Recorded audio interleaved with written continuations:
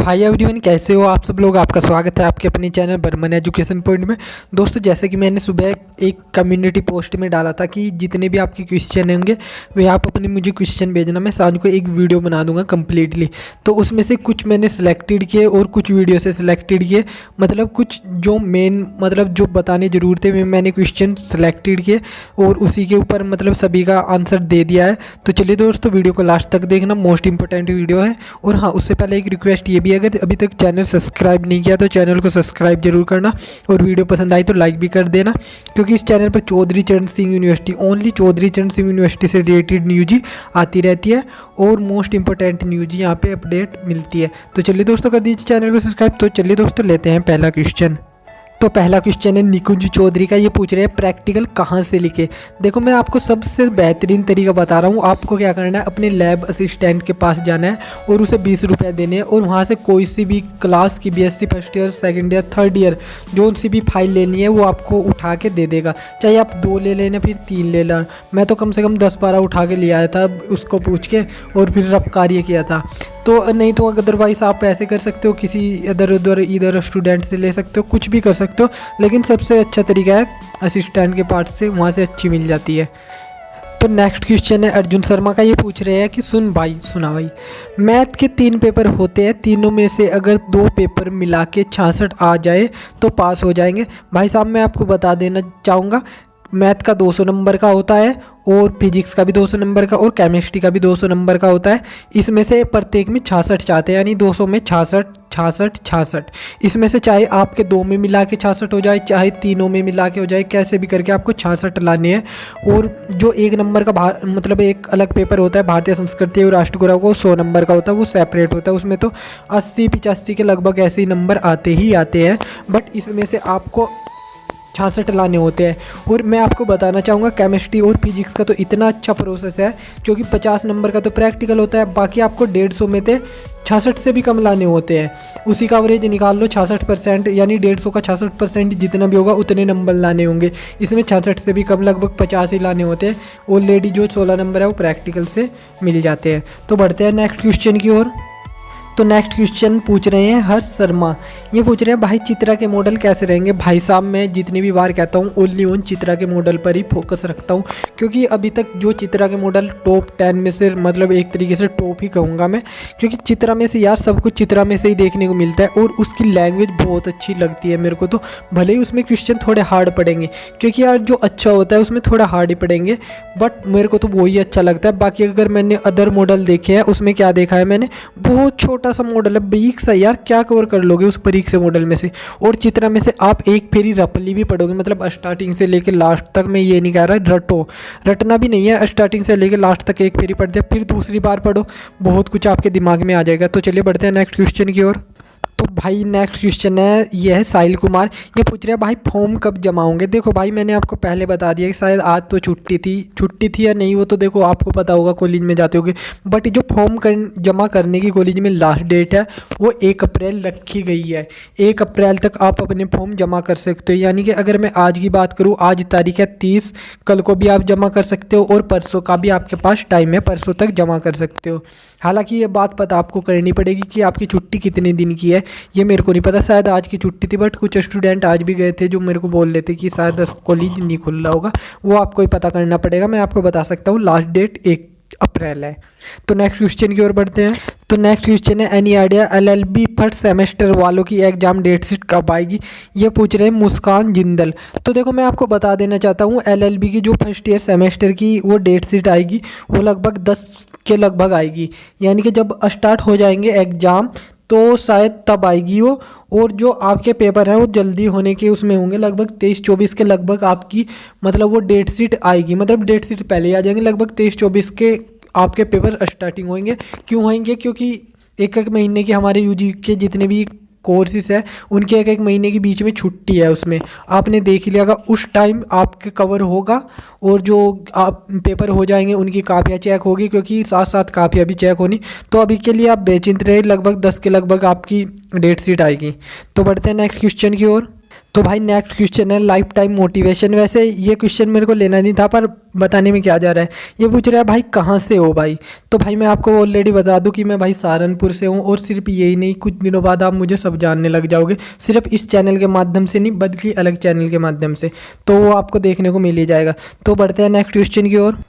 तो bro next question है गोल्डी है, आगे पता नहीं क्या है भाई साहब। ये गोल्डी पूछ रहे हैं बीएससी फर्स्ट ईयर के एडमिट कार्ड कब आएंगे। देखो मैं आपको क्लियरली मैंने अभी रिसेंटली इस बात पे बताया भी था कि 1 अप्रैल तक आपके एग्ज़ाम फॉर्म कॉलेज में जमा होंगे, ठीक है। फिर 2 दिन का टाइम मिलेगा आपको, मतलब कॉलेज को वो फॉर्म यूनिवर्सिटी में जमा करने होंगे।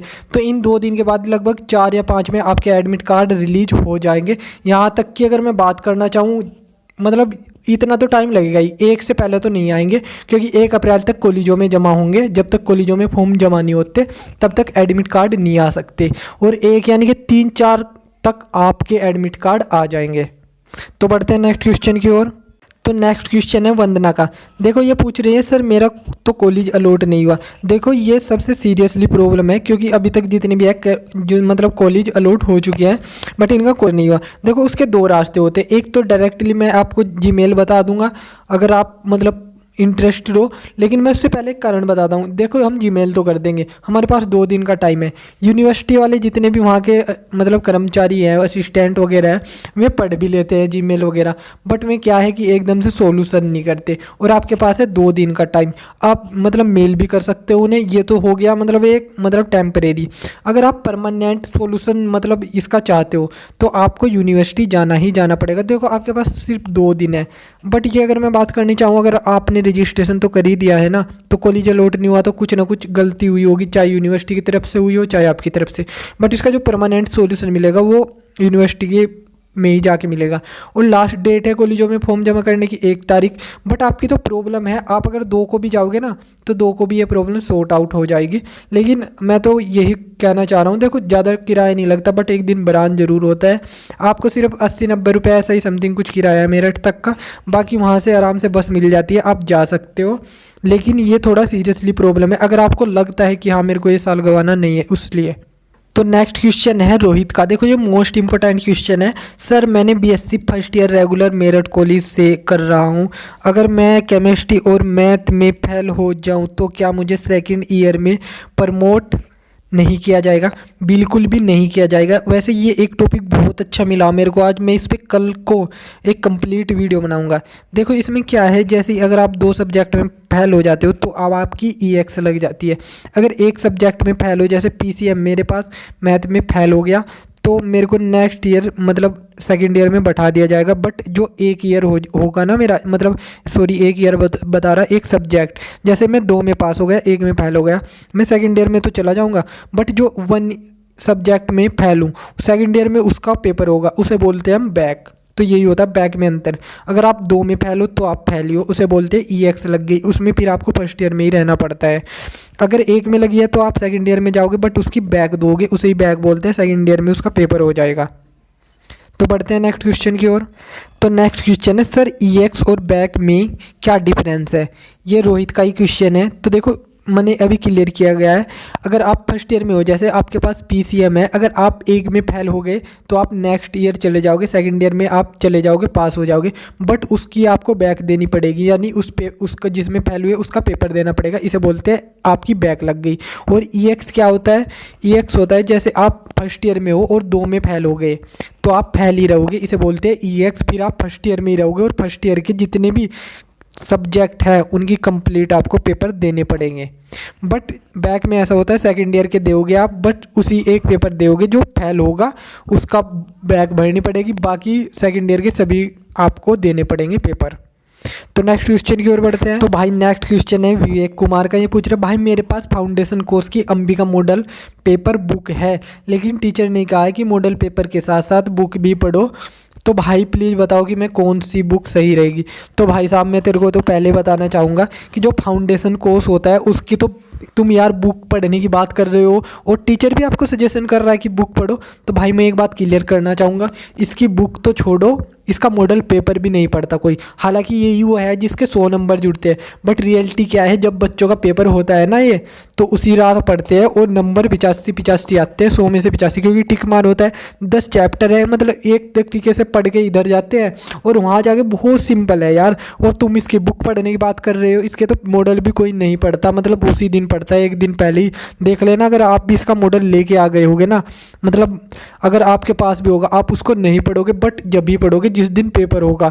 ये एक्सपीरियंस भी है मुझे, और सब स्टूडेंट करते भी ऐसे ही है, जिनके पास है वो भी नहीं पढ़ रहे होंगे, क्योंकि बहुत सिंपल है। सोचते हैं पढ़ लेंगे पहले और पढ़ ले, क्योंकि हार्ड सब्जेक्ट और ज़्यादा होते हैं। तो दोस्तों ये लिए थे आज मैंने क्वेश्चन कुछ, जो मैंने आपको मतलब सुबह के टाइम बताया था। आपके जो भी क्वेश्चन है आप मुझसे पूछ सकते हो। तो ये मोस्ट इंपॉर्टेंट क्वेश्चन है जिनके मैंने आपको बता दिया है, सभी के आंसर दे दिए गए हैं जो मोस्ट इंपॉर्टेंट थे। बाकी मतलब इसको, आपके क्वेश्चनों को देख के इतना तो कंफर्म हो गया कि आपकी तैयारी थोड़ा कम है, इसलिए आपके पास अभी भी बहुत टाइम है, 10 दिन में बहुत ज़्यादा कवर हो जाता है।